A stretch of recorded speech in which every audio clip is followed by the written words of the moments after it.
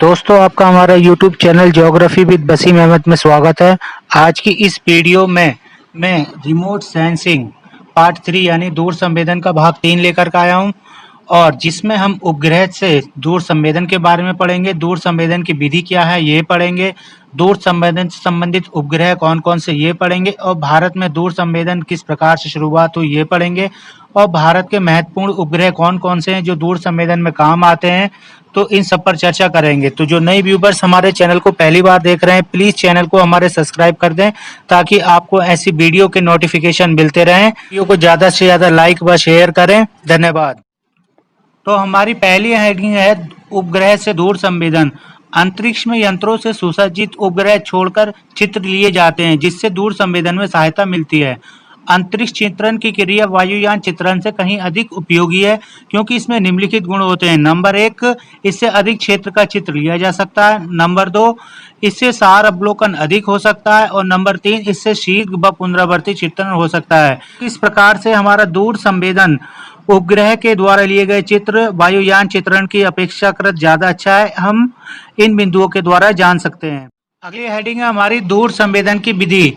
अंतरिक्ष से उपग्रह द्वारा चित्र लेकर दूर संवेदन की विधि दर्शाई गई है। तो दोस्तों, हम चित्र के द्वारा इसे समझेंगे कि किस प्रकार से हमारी दूर संवेदन विधि कार्य करती है। दूर संवेदन का एक साधारण मॉडल जिसे रिमोट सेंसर प्लेटफॉर्म को अंतरिक्ष में दर्शाया गया है। इस पर सक्रिय अथवा निष्क्रिय संवेदक हो सकते हैं। तो दोस्तों, आप ये दूर संवेदन का प्लेटफॉर्म जो अंतरिक्ष में है इसे आप देख सकते हो। संवेदक का सक्रिय अथवा निष्क्रिय होना इस बात पर निर्भर करता है कि इसमें प्रयोग की जाने वाली ऊर्जा प्राकृतिक है अथवा मानव द्वारा उत्पादित है। आप यहाँ पर संवेदक का सक्रिय अथवा निष्क्रिय देख सकते हो। इसका अर्थ ये होता है कि जो इसमें ऊर्जा प्रयोग की गई है वह प्राकृतिक है या मानव निर्मित है। इसके नीचे आप आयतन कोण देख सकते हो। ये जो यहाँ से एंगल जा रहा है इसे हम आयतन कोण कहते हैं। और ये जो इसकी सीधी लाइन आ रही है ये ऊंचाई है, यानी कि हमारी धरातल से प्लेटफॉर्म की ऊंचाई कितनी है ये दर्शाता है।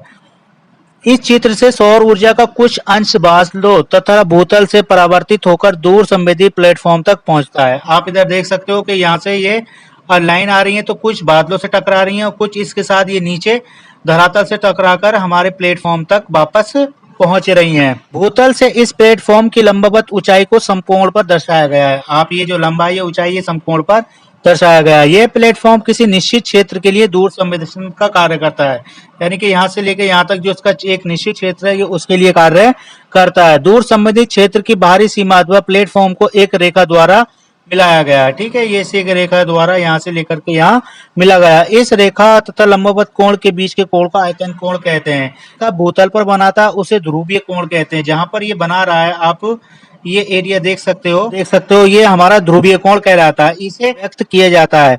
चित्र के दाएं भाग में विकिरण का प्रारूप दिखाया गया है। ये इधर इसके दाएं भाग में विकिरण का प्रारूप दिखाया गया है। तो इस प्रकार से हमारी दूर संवेदन की विधि कार्य करती है। अगली हेडिंग हमारी है दूर संवेदन से संबंधित महत्वपूर्ण तथ्य है। तो देखते हैं क्या क्या है।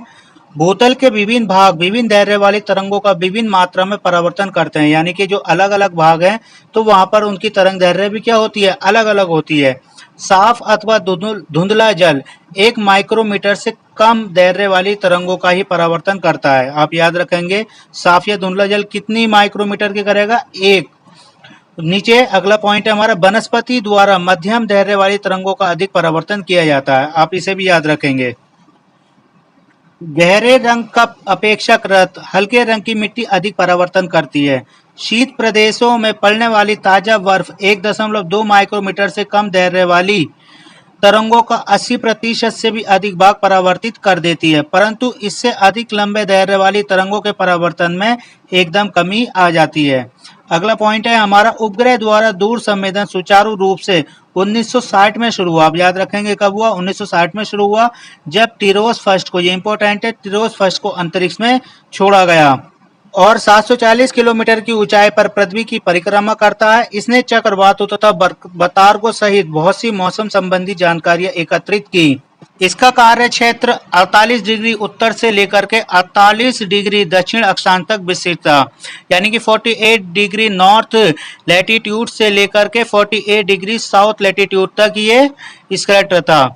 सन 1964 में निम्बस माला, आप याद रखेंगे क्या, निम्बस माला ने मौसम संबंधी महत्वपूर्ण जानकारी प्राप्त की और वायुमंडल में ओजोन गैस के वितरण, जलवाष्प, बादल, वृष्टि के बारे में सूचना एकत्रित की। तो ये एक नई क्रांति थी हमारी वायुमंडल में। अगली हेडिंग है हमारी दूर संवेदन से संबंधित उपग्रह। नंबर 1 है लैंडसैट फर्स्ट। यह एक ऐसा यंत्र है जो पहली बार संपूर्ण विश्व का चित्रण किया, यानी कि संपूर्ण विश्व का चित्रण पहली बार किसके द्वारा किया गया, लैंडसैट फर्स्ट के द्वारा।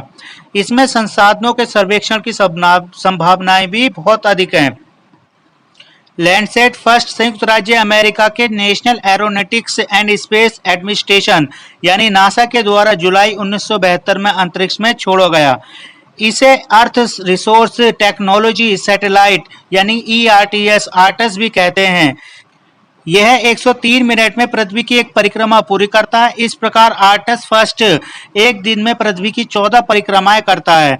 अगला बिंदु है, इससे पृथ्वी की 185 किलोमीटर चौड़ी पट्टी का चित्र लिया जा सकता है। अब अगला सैटेलाइट है हमारा इटेस सेकंड। वो कहते हैं इटेस फर्स्ट की सफलता के बाद 2 जनवरी 1975 को इटेस सेकंड को छोड़ा गया। इसकी ऊंचाई 920 किलोमीटर है।